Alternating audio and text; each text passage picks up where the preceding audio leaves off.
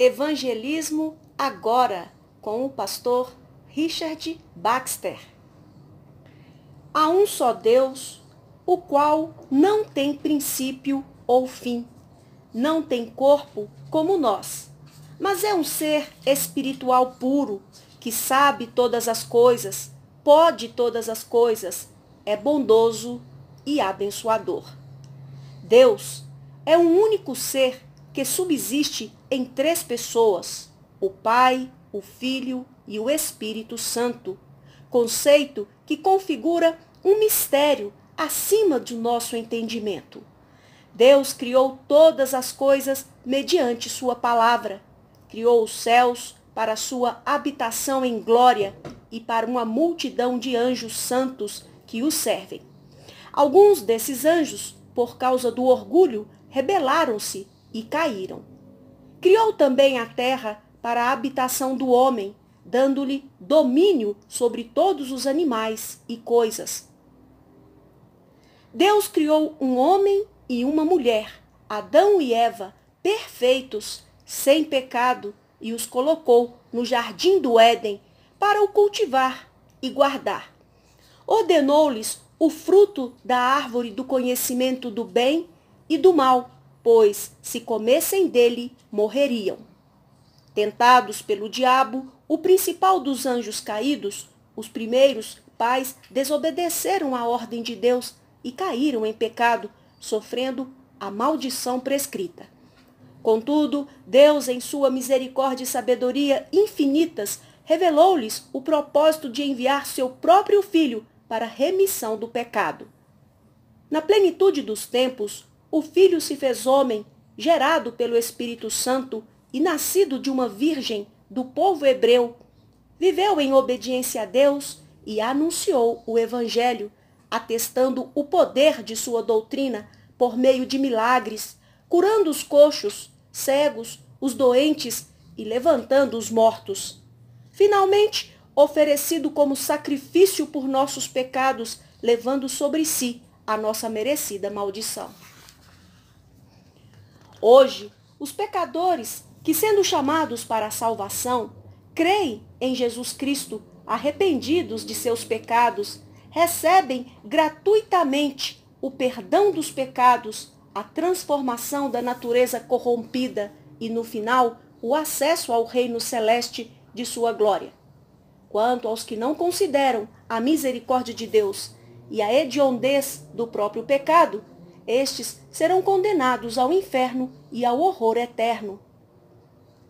Tendo ressuscitado dos mortos no terceiro dia, Cristo enviou seus discípulos para pregar por todo o mundo e depois, diante de seus olhos, subiu aos céus, onde está à destra do Pai, revestido de glória, em suas naturezas divina e humana.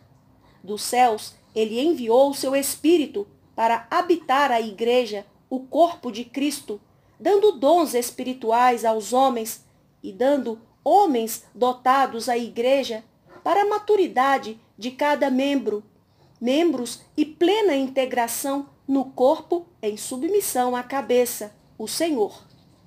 No final dos tempos, ele voltará com o mesmo corpo com que o viram subir e ressuscitará alguns para a vida e outros para a morte, como está escrito, os quais hão de prestar contas àquele que é competente para julgar vivos e mortos. 1 Pedro 4, 5. Entendemos de tudo que vimos agora que o Espírito Santo esclarece a mente e convence o coração humano, convertendo-o do poder de Satanás para Deus, pela fé em Cristo, a fim de remir-nos de toda iniquidade e purificar para si mesmo um povo exclusivamente seu, zeloso de boas obras, Tito 2, 14, e que somente estes terão parte da vida eterna. Não quero invadir sua intimidade, mas sendo a razão para estarmos aqui, para seu benefício e de minha responsabilidade pastoral, preciso lhe perguntar se você já experimentou a transformação que Cristo opera na totalidade da vida do salvo. Você tem consciência do convencimento do Espírito sobre o pecado, sobre a obra de Cristo e sobre o juízo vindouro? Você é uma nova criatura nascida de Deus e para as coisas de Deus? O Senhor, que vê seu coração, sabe de sua sinceridade. Fale-me a respeito de sua experiência espiritual. Você poderia dizer que recebeu com alegria as boas novas de um Salvador? Somente a Ele entregando vida para a salvação pelo seu sangue, e que verdadeiramente todos os seus pecados, sob cujo peso sentia-se perdido, foram perdoados? Você poderia dizer que realmente seu coração se desviou do pecado de maneira que odeia os pecados em que outrora tinha prazer e que não vive mais na prática voluntária de qualquer pecado conhecido? Há algum pecado do qual você não está disposto a abrir mão, custe o que custar, e algum dever que você não esteja disposto a cumprir?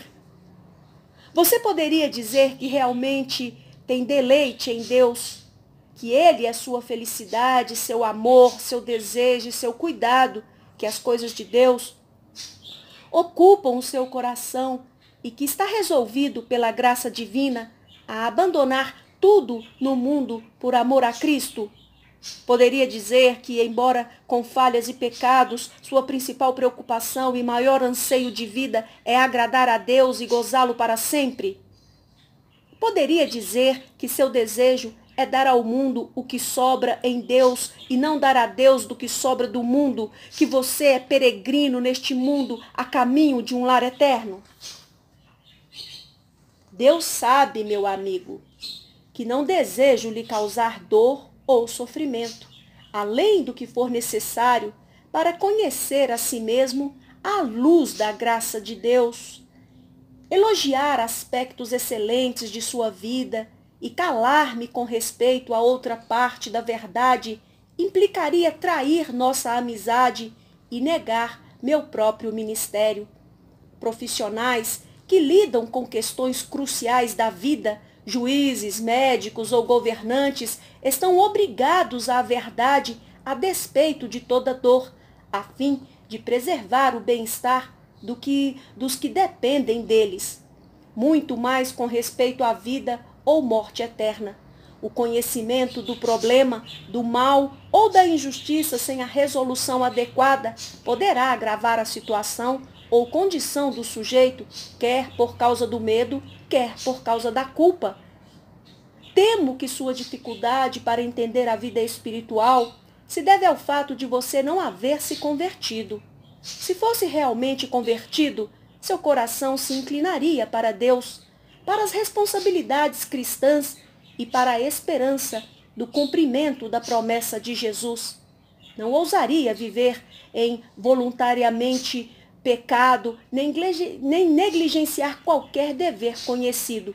Seus interesses não seriam mais de viver para as coisas e os prazeres deste mundo, mas sim de viver para agradar àquele que conhece e provê para as suas necessidades. Ele pede que busquemos primeiramente seu reino e sua justiça, Mateus 6:33, para então acrescentar todos os seus benefícios. O que tem feito? Como tem gasto seu tempo até agora? Sua alma tem possibilidades infinitas e capacidade para frutificar para a vida eterna ou para acumular peso para o inferno, dependendo de como reagirá ao toque da graça de Deus. O que faria se tivesse de enfrentar a morte agora mesmo? Percebe que hoje você não tem condições para entender as coisas espirituais, de elaborar perguntas adequadas e de responder a questões de interesse do reino de Deus? Por que não consegue aprender a vontade de Deus ainda se aplique? Há vizinhos seus que sabem tão pouco e que têm tão pouco tempo para estudar como você, e que, não obstante, se aprofundam no conhecimento da palavra de Deus e de sua vontade, realizam bem a sua obra. Você não acha que vale a pena? ou acha que conseguirá obter a salvação mediante seus próprios esforços? Há algo mais importante a ser feito do que cuidar de sua própria alma e alcançar aquilo para o qual ela foi criada? Meu amigo, pesa-me o coração vê-lo sofrer, enfrentando sua própria condição de pecado, e assim não poderia deixá-lo sem essas últimas palavras. Rogo-lhe, por amor do Senhor e para seu próprio bem, que pondere o que digo. Trata-se de sua vida, seu presente e seu futuro.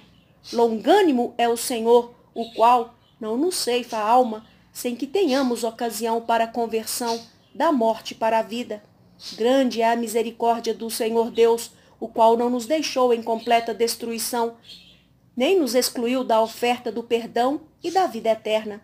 Gracioso é o Senhor, o qual pelo sangue de Cristo nos concede o perdão dos pecados, a santificação e a vida eterna, a nós e a quantos reconhecerem seu chamado. Sim, é grande a obra da graça de Deus. Ele é quem nos perdoa e salva, quem cria em nós um novo coração, quem opera toda essa transformação. Ele é quem nos faz sentir o peso do fardo odiento do pecado, isto é, a ira divina e a maldição da queda.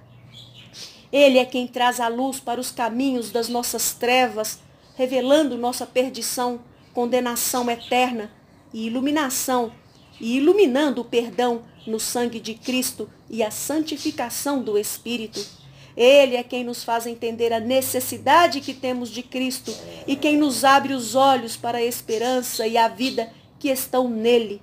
Faz-nos contemplar a vaidade deste mundo e a falsidade dos seus prazeres. Faz-nos conhecer a verdadeira felicidade, a qual só existe na glória de Deus, na vida eterna no céu, onde viveremos em seu amor e para o seu louvor, junto com os salvos e com seus anjos.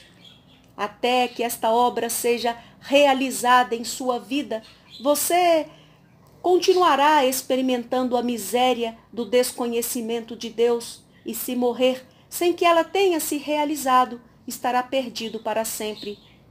Agora, ainda há esperança. Você tem oportunidade e ajuda para a conversão. Mais tarde, talvez, elas não estejam aí.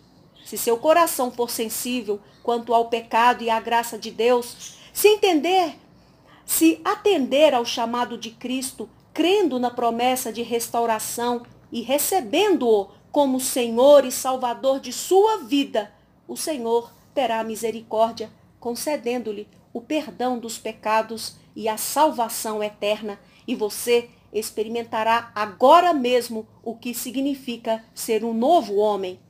Portanto, repito, rogo-lhe que pelo amor de Deus e por amor à sua própria alma, pondere sobre as coisas que expus. Primeiro, não se ufane de sua condição atual, nem descanse nela. Não deixe que a mente se aquiete até que uma transformação salvadora seja operada no seu coração. De manhã, pense que o tempo urge e os dias são curtos e que haverá um dia em que não haverá mais oportunidade para arrependimento. Durante o dia, pense que não há trabalho maior a ser feito do que reconciliar a alma com Deus e ser santificado pelo Espírito. Pense quando comer, beber ou usufruir qualquer outro bem terreno. De que me valerá tudo isso se morrer inimigo de Deus, alheio a Cristo e sem o seu Espírito? À noite, verifique que seus pensamentos não abriguem a expectação do mal, mas a paz de Cristo. Segundo, considere o que significa viver na presença de Deus, reinar com Cristo e ser como os anjos no céu. Pense que vida eterna que Cristo comprou e reservou para você será sua, se apenas a aceitar. Pense na loucura que seria desprezar tão grande dádiva e a glória eterna, preferindo os sonhos carnais e sombras terrestres. Terceiro, feche o acordo com o Senhor Jesus, aceite com alegria e gratidão a sua oferta como único caminho para a felicidade. Quarto, abandone os pecados em que vive, descubra aquilo que tem profanado a santidade de Deus e o seu próprio coração. Lance fora os seus pecados, como quem expele veneno do corpo e se recusa a repetir a dose. Quinto, disponha-se ao uso diligente e constante dos meios de graça providenciados para completar e confirmar sua transformação, até que seja aperfeiçoado em Cristo. Posto que ninguém pode efetuar a própria transformação do coração e da vida, busque diuturnamente a Deus na leitura da palavra e em oração sincera. Tal como quem anseia pelo fôlego da vida, confesse e peça perdão pelos pecados presentes, agradecido pelas riquezas da sua graça em Cristo e a glória de seu reino. Fuja das tentações e ocasiões para o pecado, abandonando as más companhias de outrora e participando da companhia daqueles que temem a Deus e que ajudarão no caminho para o céu. Seja zeloso da guarda do dia do Senhor, utilizando-o para o exercício religioso pública e particular. Aplique sua mente à adoração, à instrução e aprendizado, à comunhão e ao serviço cristão. Meu irmão, que Deus te abençoe, em o nome poderoso do Senhor Jesus. Esse texto foi tirado do Manual Pastoral de Discipulado do pastor Richard Baxter, das páginas 213 à página 219. Tudo seja para a honra e glória do Senhor Jesus. Amém.